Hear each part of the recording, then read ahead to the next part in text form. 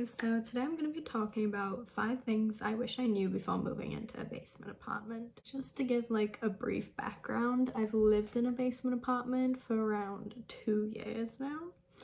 And there's some things that I really do like about it, mainly one thing, but there are a lot of things that are kind of an issue. Hopefully this is helpful to you if you're looking for a place to rent when you kind of want to live alone but save a little bit of money. So the first thing I wish I knew about living in a basement apartment, which is not something I wish I knew, but something that's good to know, is that there's a lower monthly rent. So you do save some money on rent, which is nice. So yeah, typically in my area, a 1-bedroom apartment can cost anywhere from $1,500 to $2,000, depending on where you want to live. So I pay around $1,200 a month for this place, and utilities are included, so it is a much cheaper cost than living in an actual apartment building.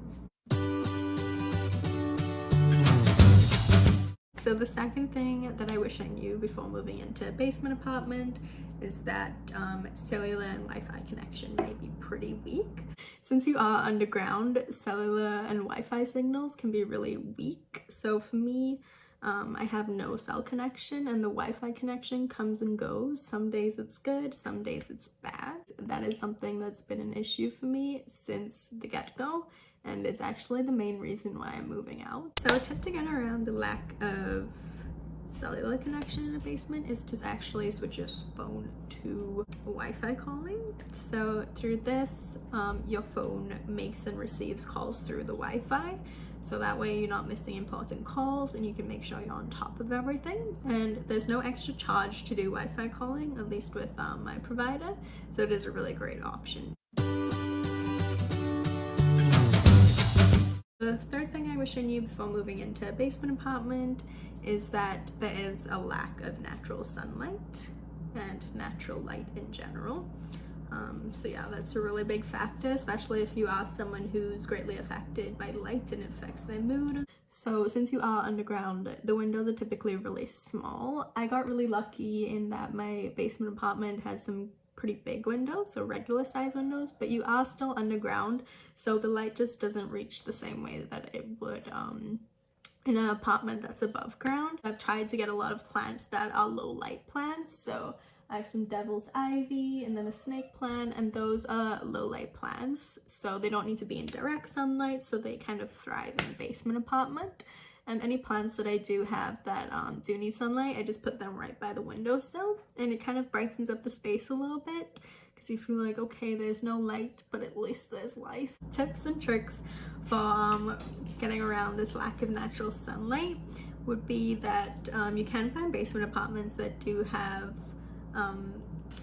bigger windows. So instead of the small windows, they have regular size windows. So that's a great tip because even though you still are underground, you can still get a lot more light coming through. Another tip I would say is to have a lot of plants, specifically low light plants such as devil's ivy, snake plants, and so forth, because just having that bright green in the room really makes it feel a little bit brighter and a little bit more like you're not trapped underground. You can also get lights that do require direct sunlight, and you just put them by the window and they should be fine, but you do have limited window space. That's why I do recommend low light plants, just so you can put those in different parts of the apartment. Also, like I said, my basement did come with windows that are a bit larger, so that's one of the larger ones, and this is a regular size basement window. So if you are looking for a basement, you can really try and look for one that has a window around this size, because it does make it feel a little bit less like you're living underground. Also, like I said, putting in some plants really helps to brighten the area. I also have this little one growing from a piece that broke off from this one, because when you have cats, every plant you have gets nibbled. And then also having some low light plants. So I have a snake plant, and then I think this one is a devil's ivy. Not too sure, I'm not that much of a plant lady. The fourth thing I wish I knew before moving into a basement apartment is that they can get very cold during the winter. So if you are a cold person, that may not be the best fit for you. One tip to get around basement apartments being very cold in the winter and this fall and spring and even in the summer sometimes is to invest in a space heater. They're really cheap actually, so when I say invest I mean like spend like $20 to $30 and get one off of Amazon. But yeah, a space heater really helps, and if you have a place where you don't pay for utilities, it's great because it doesn't add an extra cost to you. So yeah, you just have a space heater, put it in whichever room it feels the most cold. You can buy multiple as well, and you just have those blasting all day. Also, wear a lot of long sleeve things because a space heater can only help so much. Like I said, invest in a space heater because it'll help you stay alive during the winter. So this is my space heater right here. This one's actually not a new one. I had one and then it broke, so this is one my boyfriend had that he gave to me. But yeah, just a little space heater to help keep things warm. The last thing I wish I knew is that space may be limited, and I guess this kind of comes with every place you live at. Places are just not built with enough storage. But specifically talking about a basement, when you do live in a basement apartment, you do still share the place with someone. So for example, I share my laundry space.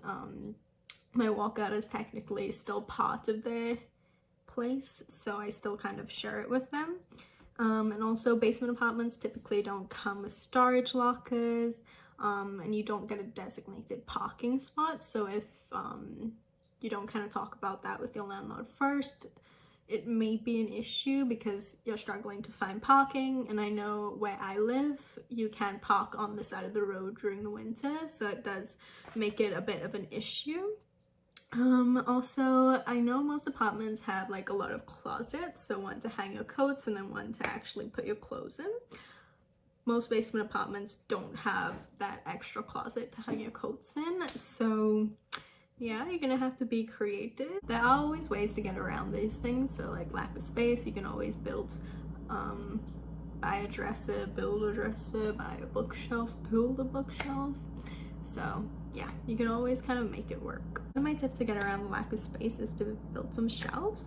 So this just gives you extra space on the walls to store things. Also, you can get extra dressers, get extra storage units, and just get storage things because it will help so much because you do have limited storage, so it does make a difference. Okay, so firstly, since my apartment didn't come with a closet, I just built a coat rack, which I know I'm very cool, but it did fall off the wall, so make sure if you do build anything, you make sure to actually anchor it to the wall. But yeah, I just built a coat rack so that way when I enter, I can still have that space to hang my things, and it's very convenient. And here's another example of just creating some more shelving to give you some extra space. So in my bathroom, I was really struggling because I had to put everything here, but thankfully I bought a shelf, which was really cheap. And I just put some of my stuff up here, so it makes it really easy to just grab things like my blow dryer and some just hair stuff. Another thing I suggest is to get furniture that is pretty small. So instead of getting a regular dining table that takes up pretty much, I would say, this much space, I got one of these bar style dining tables. Everyone thinks it's a desk, but it's not, it's a dining table. But this way you can save some space and still have an area to kind of sit and eat. Okay, so that's it. Those are my 5 things I wish I knew before moving into a basement apartment. As you can see, they're not really deal breakers. They are kind of an issue, but if you're a really flexible person, you can make it work. And if you don't really care about any of these things, you can make it work as well. And overall, I actually really enjoyed my experience living in a basement apartment because I'm really close to my landlord, and our pets play together, which is really cute. So yeah, it's been a great experience, but I am moving to above ground apartments and I'm really excited for that, especially to have good Wi-Fi. Oh, that's something I took for granted in my life and I'm excited to have it again. Thanks for watching. Goodbye.